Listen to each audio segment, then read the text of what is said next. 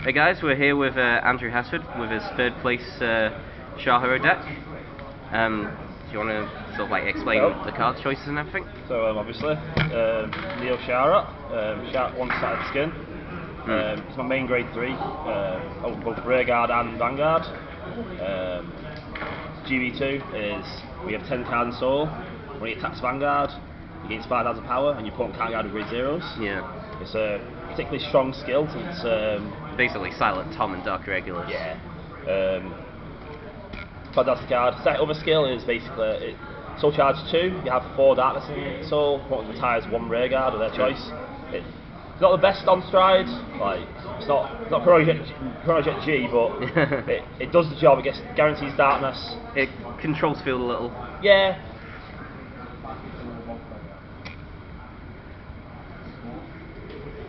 Random Vampire.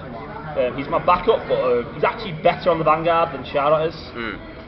Because of his end phase ability. Yeah, it's really good in certain matchups. Like if you can get to 15 soul early on your first stride turn, you can kill the starter.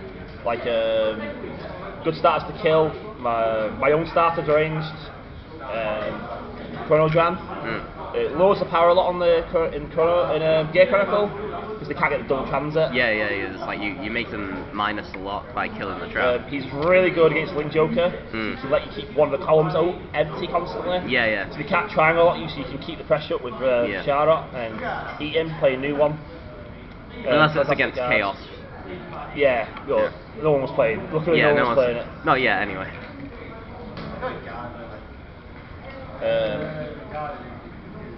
I play these cards together because they're the same card practically. So, playing 4 Converted Succubus and 4 Flying Librarian. A lot of people don't play Flying Librarian. Do you explain why you do personally? It's really good for ramping the soul to 10 early. Yeah. It's also a Darkness enabler if you're on Glands and Vampire, which is really good. So basically this is the best grade 2 you want to see on your first stride turn. Yeah. So you can play it, it won't cattle charge immediately, but it gets you the soul and a draw, which is strong. Combos really well with Corvus Succubus to burn through your deck, to set up the finisher, which is Freedom House. It keeps you quite efficient as well, because both counter charge. It's just exactly.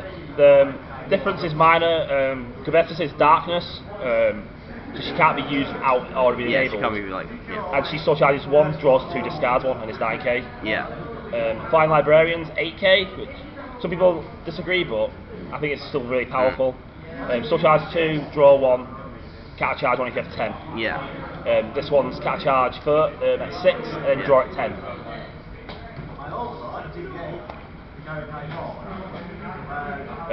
He's the best grade 2 at early game.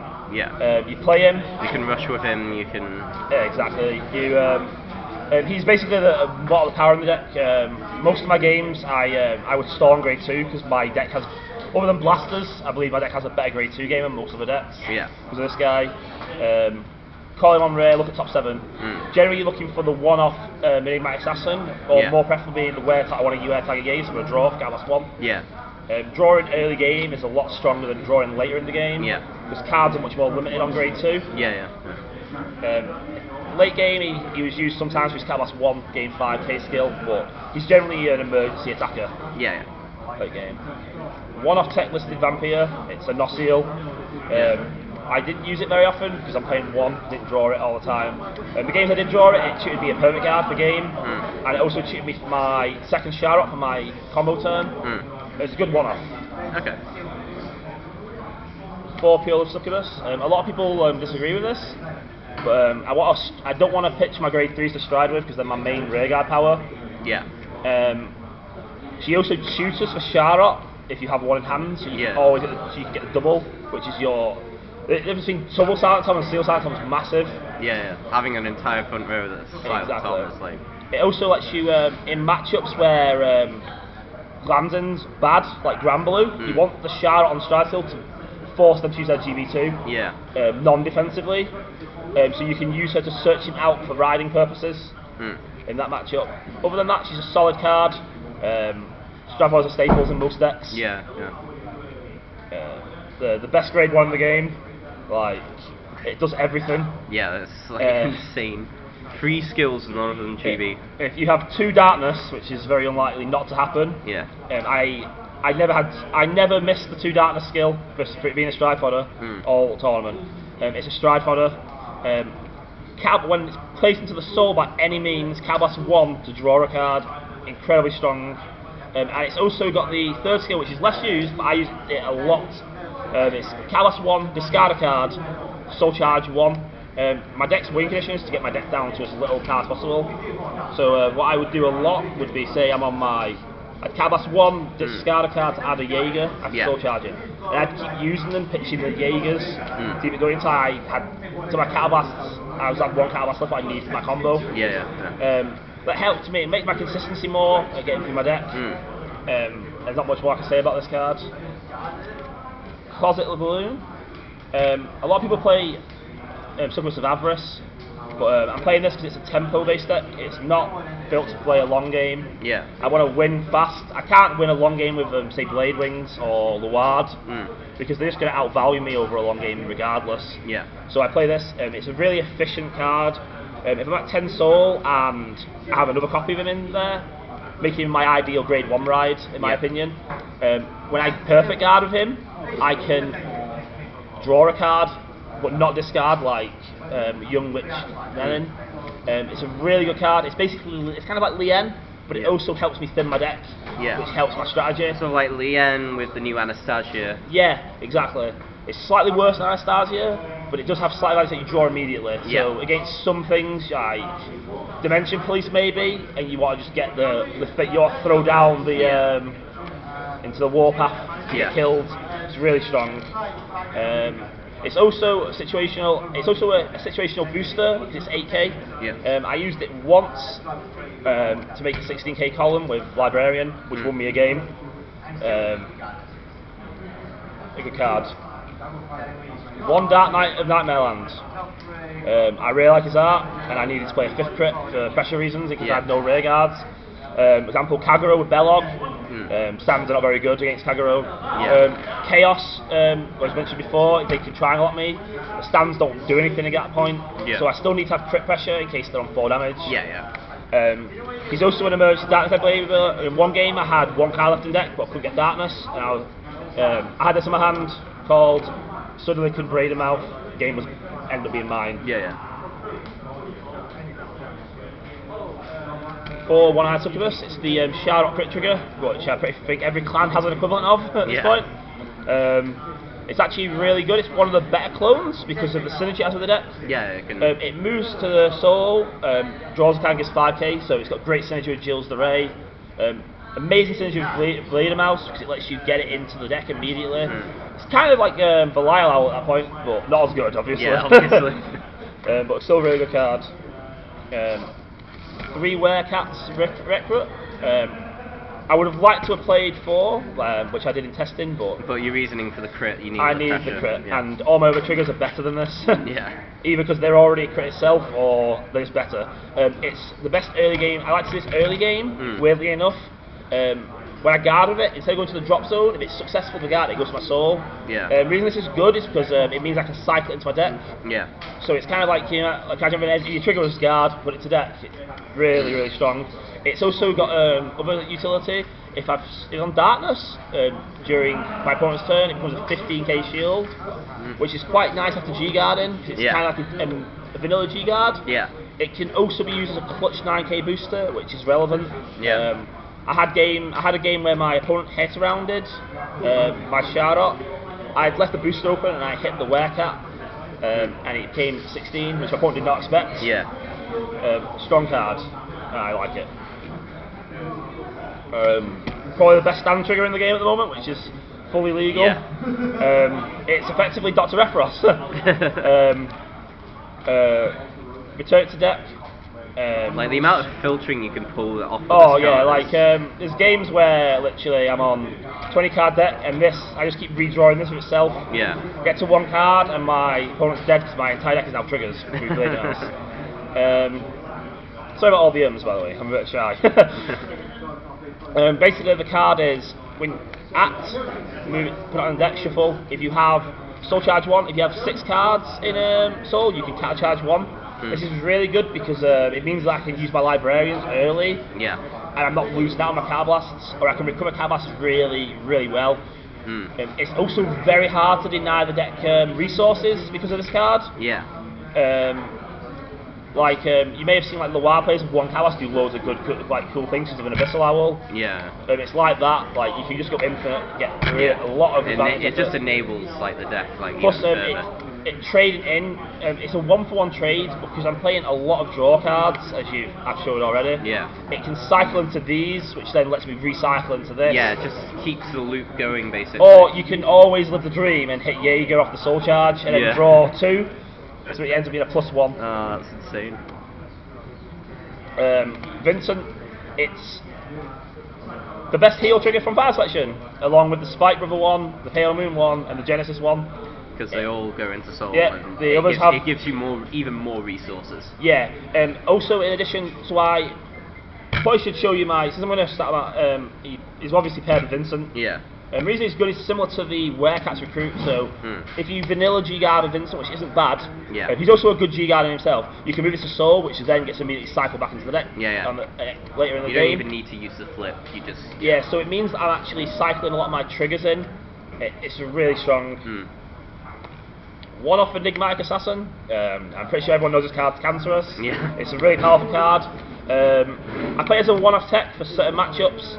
It's a really impressive card, but the reason I only play one is because it messes my combo up of making my deck more triggers. Its best synergy is with Clans of Vampire. It just means you outvalue your opponent. So basically, end phase, so you bring this out during your turn, boost something, or maybe even attack with it. Like against Kagero, when they kill my front row, I bring this out to use to become my new stand target. It's unlikely, and if they kill it, it's not bad because it's not my drop zone. Lands and Vampire end phase can eat it to draw a card. Or if I'm at 15, you can then retire and counter charge one. Really good resource management. Good control. I mean, like a lot of decks build like a lot of DIs build themselves around the assassin combo, but like you go a very different approach, which is refreshing actually. I'd argue this is the second best starter in the format after Chronojan. It's effectively the same thing. But it's just more immediate. Yeah, it's more immediate. Most of my games I lost was because this got killed by Caliban in the Shakespeare Chronicle, hilariously. When you stride, move all your rear guards, which are grade 1 or above to the soul, and then draw 2. It sounds like a big negative, but bear in mind, you intersect with your grade 2s, and sometimes your opponent may trade into your grade 2s because they can't afford you to grade 2 game them. It's absolutely broken with Sabreeze. Like you play quite light fields as well, so like the cost of moving everything to the soul isn't. It means you can aggro with the Were Tiger because. And then you plus off that as well. It's a cycle, but it's a really good. It's kind of like how Bermuda Triangle plays. They go in because they can bounce everything back for later in the game. It's kind of like I trade my stuff in. It's also a 7k boost to early game. A lot of decks at the moment are teching 10ks for Counter Blasters. So those decks don't really work much because like I can. This is a 16. You can still pressure with the Vanguard. And my rear can still swing at a rear of their own. Or potentially I'll just call a trigger down like this cat. Or my crit, which cycles. I'll start my G zone now. That's fine. I'll start with my G guard. So I've already mentioned Vincent. He's a really good G guard. He's not one of the better ones, but he's played mainly for his heal.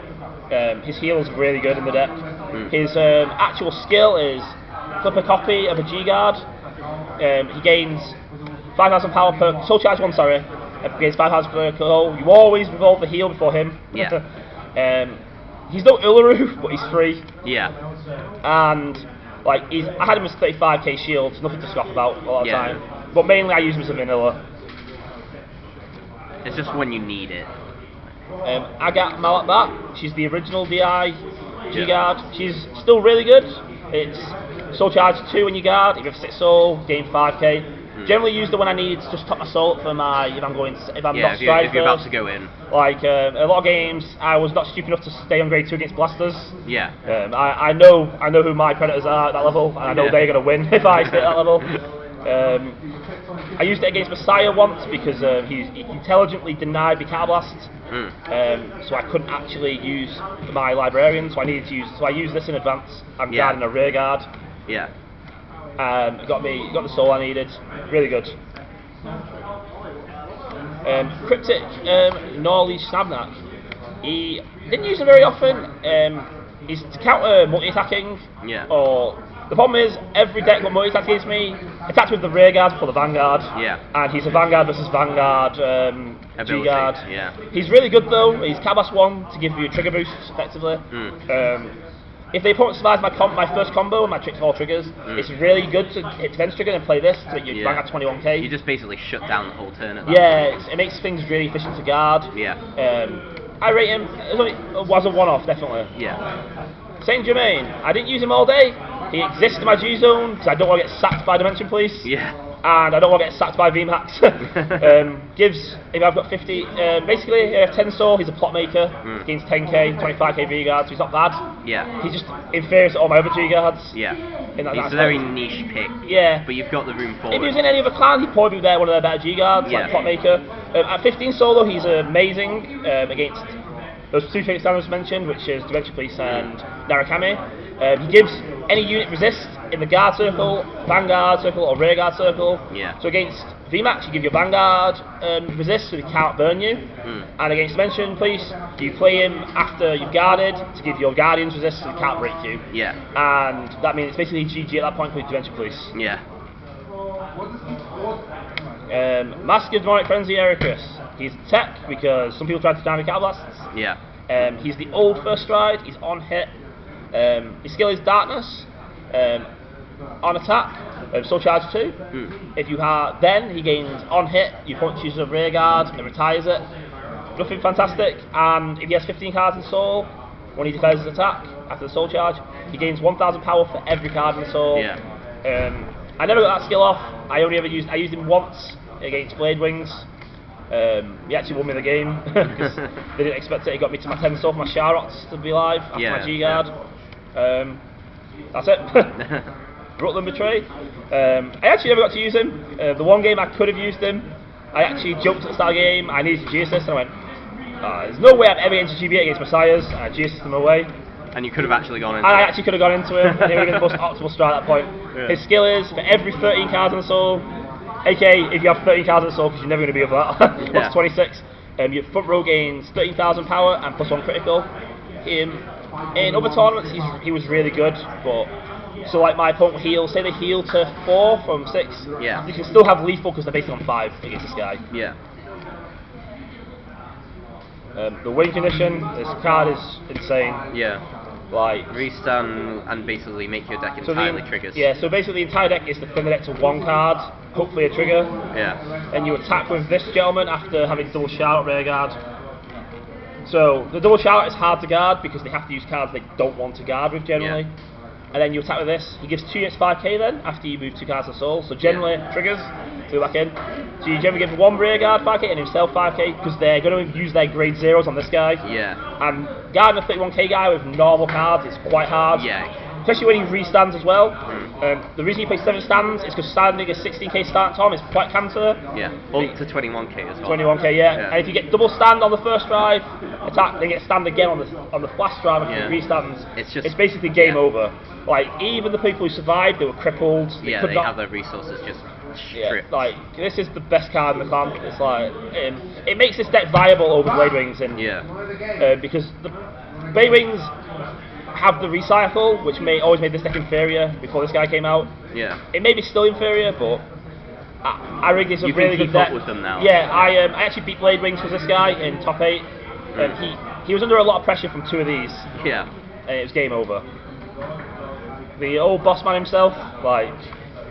You have it for the Jilzare assassin combo. Yeah, if my opponent, if I get triangle locked, my restander is not going to be that good against Sun Joker. Yeah. They're most likely going to be able to guard him because they draw a lot and their PG is going to negate it. This guy is like the boss himself. Yeah. If I see my opponent drive loads of grade 1s, I'm going to this and just going to kill them. Yeah. He's also used as a Saint Blow Dragon if they're on low damage to push the damage through. Because generally I want my opponent to be on 3 damage before I use Blade Mouse.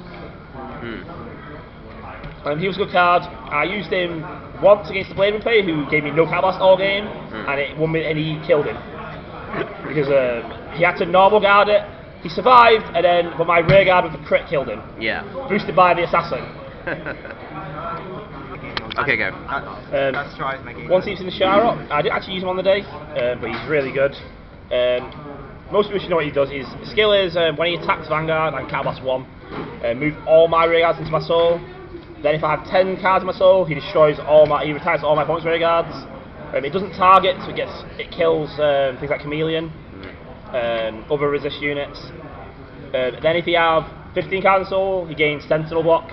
That's less useful, but it sometimes can be useful. It can be pretty nuts though sometimes. I probably should have used him one game I lost to kill Gearcat. Yeah. But I made a mistake. I tried to combo my opponent when he had Gearcat. Yeah. And it didn't pay off. He's amazing against decks that don't have advantage. Plus Messiahs, because they're a combo deck who require a specific shield. Yeah, they have very specific rear guards. Yeah, but they need to sustain themselves. They're very yeah, Cardblast heavy. Yeah. Quality card, nothing against them. Sorrowful Slice Legarius. He was my second most used first ride after Sabreeze, because most people fought for the grade 2 game at that. Yeah. He's really good. He's the best first stride in DI. In fact, it can give like a very similar amount of pressure that Blade of Mouth can. Yeah. He also negates the weaknesses of like Flying Librarian being 8k, because it gives him 5k power boost. He also makes good numbers with grade 3s on the first stride for pressure with the triggers. His skill is Cardblast 1, unflip anything, which is normally Sabreeze. Soul Charge 3, for every different card grade you Soul Charge, a unit gains 5,000 power. So in this example here, I'd give 2 units 5k. Yeah. Then if a unit has Darkness, which this does, you can add a grade 3 from your Soul to hand. Yeah. Normally you add this guy for later in the game, or if you have no attackers, you will just immediately call him. Yeah. I've got no complaints. He's almost as important as Blade of Mouse in some matches. Well, he's your go-to first. So. My most used first ride. This card, everyone knows what it does. Yeah. Cardblast 2, discard anything if your opponent hasn't ridden on their grade 2 turn. Basically grade 2 stalling to ride him. Sabreeze in some decks isn't that great, but in this deck it's really good. Yeah. Like, not only does it activate GB1, he also triggers Singular. Yeah. Or Scharhrot. And Scharhrot's stride skill is free, so. Yeah, so basically, you will normally, on your Sabreeze turn, Cardblast 2 to retire an opponent's rear guard and draw 2. Yeah. Retiring an opponent's rear guard early game, early game they're on grade 2. Well, before they've strode, it's quite good. And drawing 2 extra cards of them and then having a triple drive gives you a lot of advantage. Yeah. In addition, he's also really good with Glance and Vampire. Glance and Vampires doesn't have a GB2, he has a GB1, which is the move to Soul to draw a card. So if you can get to 10 Soul while they're on grade 2, you can Enigmatic Assassin to keep drawing an extra card a turn.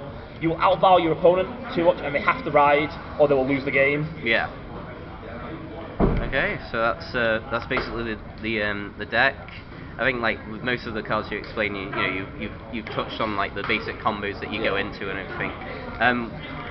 Have you gotten like any shout outs, sort of like? I have to thank Christoph Berinsky, who came first. We practiced a lot. I'm sure I didn't get to play you in the top 8. I have to thank Sid, Shiko. He's a really good Gambit player. I practiced with him a lot. I also have to thank David Goland. I play him so much in Messiahs. Like, I know the matchup inside out. And I have to thank Andrew Lamb as well. He's a great guy. Yeah. Played him a lot. I also want to thank the people on the Pojo Discord who helped me practice on Cardfight Arena. Amazing people. I wouldn't be able to practice against as many decks without them. Yeah. Obviously, because the locals is limited. Yeah. That's basically it. Okay. Well, yeah. Thank you for the deck profile, and we'll see you next time. Oh, you're welcome.